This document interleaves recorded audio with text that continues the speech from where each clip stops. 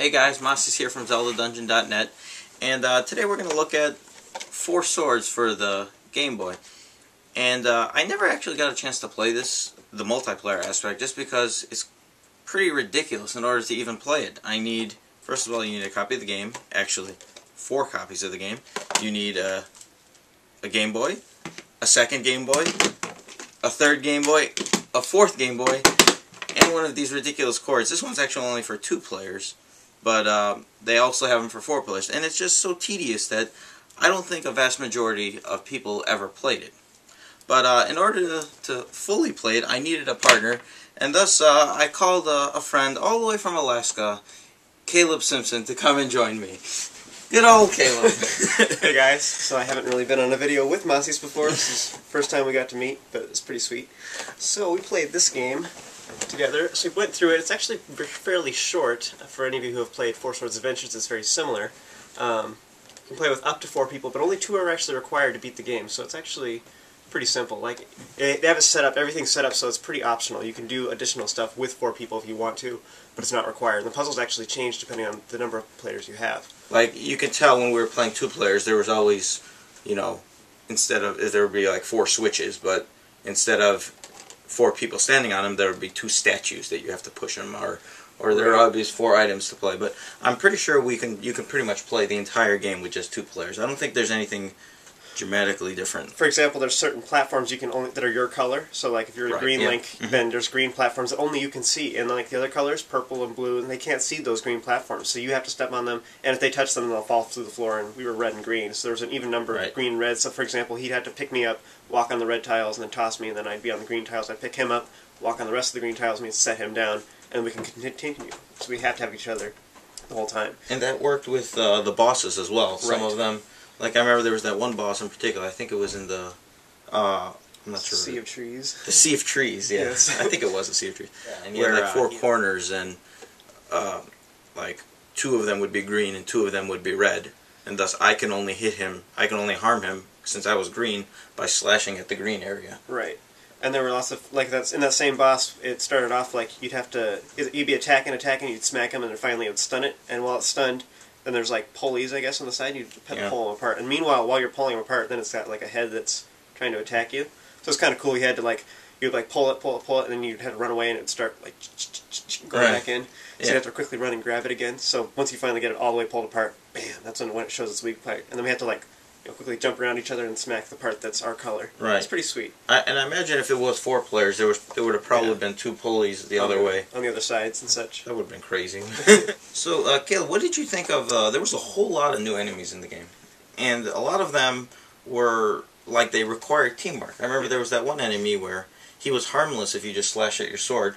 So what had happened is I had to pick him up and throw him, and then while he was in the air... you toss him, and the other player can slash him. Right. So that was kind of cool. Yeah, that was. I thought that was a pretty unique enemy, and there was other ones where you had to pull them apart. Yeah, each of us had to go to the side of an enemy and pull him apart, and then he just, you know, up and died on him. There was the one guy where he was like gooey or something like that. We had to slash him back and forth, so he's like bouncing. Right. Yeah. That shrinks him down. So every time you hit him, he like. And then there was like the. Oh yeah, like almost like the mini cart things. Yeah, where you it was like you jump in and then you go. But we had to do it together, kind of like Mario Party, I guess. But right, yeah. But it was actually really hard on this. We had to no, okay, stop. 1, 2, 1. Yeah. And we actually go back and forth. There's actually a lot of talking we had to do while doing it. It was like a mine cart, basically. Yeah. Just like in I think it was the Cave of Flames in Minish Cap, or that was that. The one thing there's the one intro type level. And there's 3 major levels, and then worlds kind of. Yeah, and then there's Vadi's Palace. There's the Temple of Winds. There's the Tower of Palace. Palace of Winds or something like that. Yeah.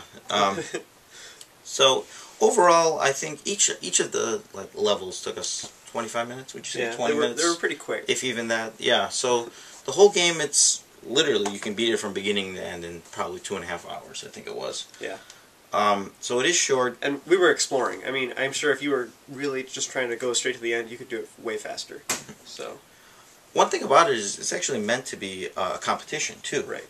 It's like a rupee competition. Especially, I imagine it'd be more fun if there was 4 players involved.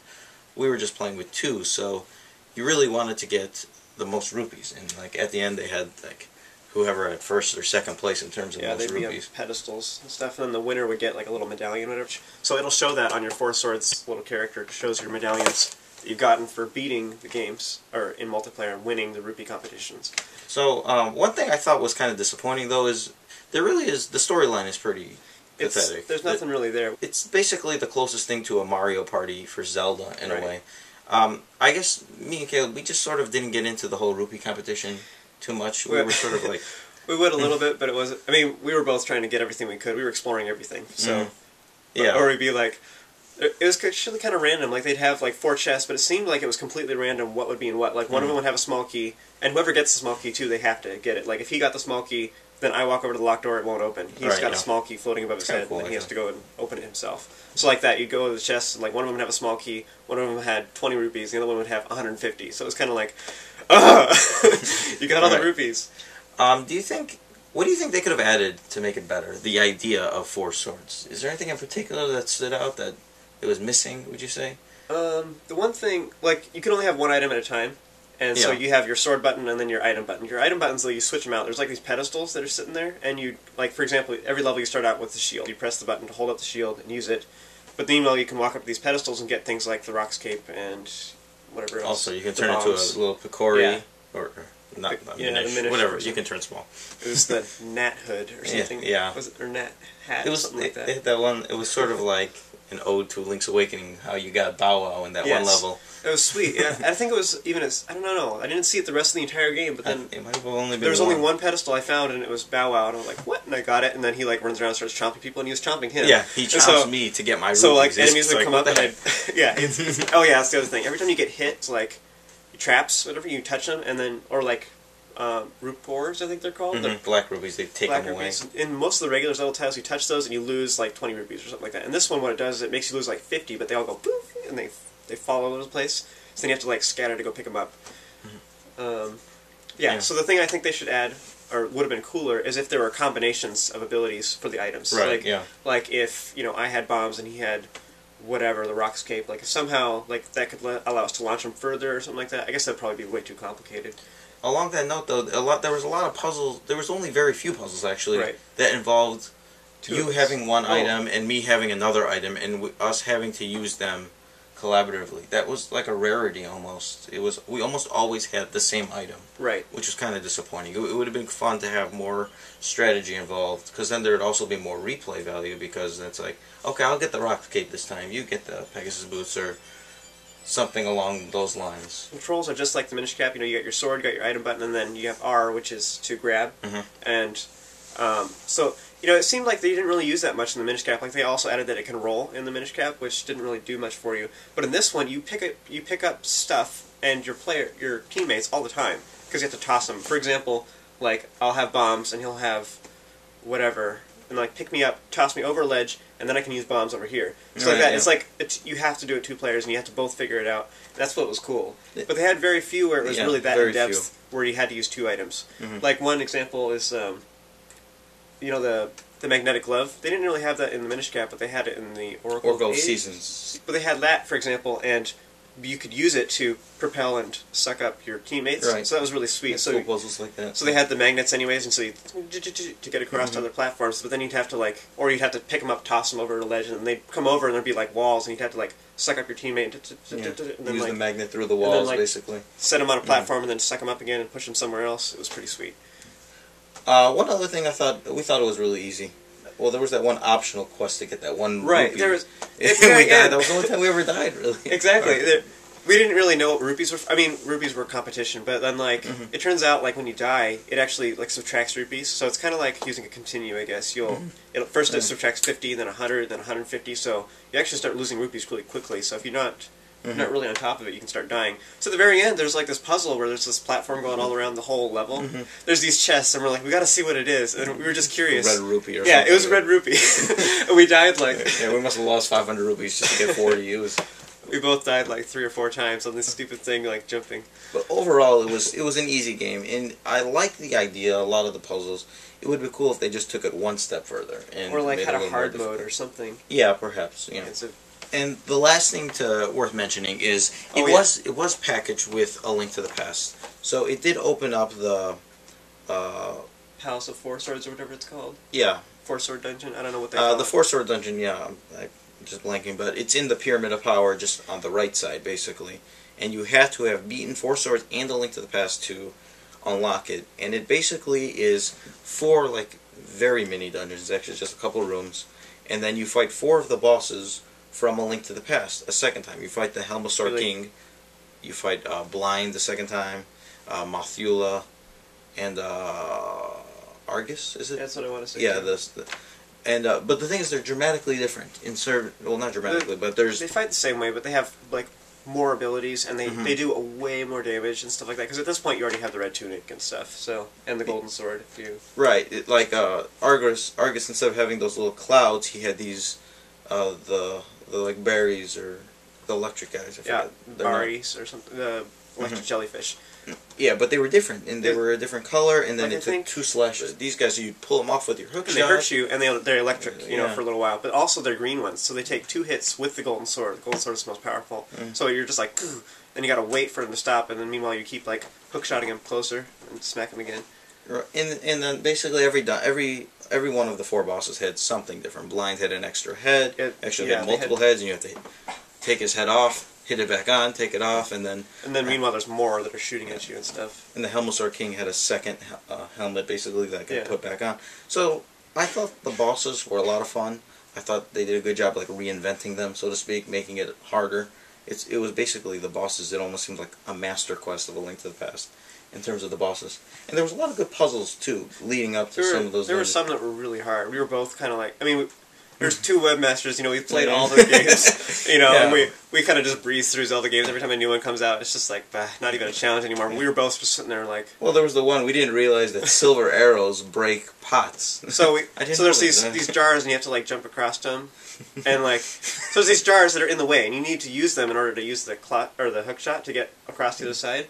We were sitting there trying to figure out how to blow up these stupid... Yeah, so we're like tossing the cane of Samaria. Yeah, exactly. You used the cane of Samaria, tossed it over, and then used the cane of Samaria again to blow up and do the fire. Then we tried throwing the cane, the block over, and then hook shotting to it. Yeah, or placing a cane and then using the Pegasus boots to knock yourself back. So like, because you can use the Pegasus boots to knock into stuff and then bounce back. So you're doing that to jump over the... So we're trying to do that into the cane of Samaria block.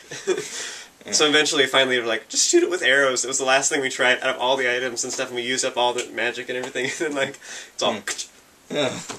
broke the jar, and then we could... So we spent a good, like, maybe 15 minutes on that one puzzle, that one room. It was... But... And then the final boss, it's basically Dark Four-Sword Link. Yeah, but it was, like, in A Link to the Past style and stuff, but they were really hard. They were kind of hard, it was... But then they had moves that were from other Zelda titles, like, they were jumping and then using the down thrust, and then he was using the Great Spin, so he'd, like, charge it up and go all around the level, which is really hard in A Link to the Past. You can't move that fast unless you dash. Right, yeah. But, like, you had to plan ahead to do that. I was able to beat every dungeon, every boss, basically, I think used, like, 1 potion each. Yeah, but the first time through, basically. I don't think I ever died at... No, I didn't die at any bosses and got game over. So, I mean, even then, I like the additional challenge. With the bottles, even a veteran Zelda player, it's still, you'll be able to get through, but it's a worthy challenge. And the final 4 Link bosses were kind of hard. Yeah, so that was fun, too. They were intense. It was a fun dungeon, though, overall. I have to say, though, I enjoyed 4 Swords. I enjoyed the extra pals. I actually really liked the extra pals. That was a lot of fun. I just think they could have done a little more. They could have made it a little more harder, a little more multiplayer, like cooperative. It was very casual. But overall, you thought it was pretty good. Yeah.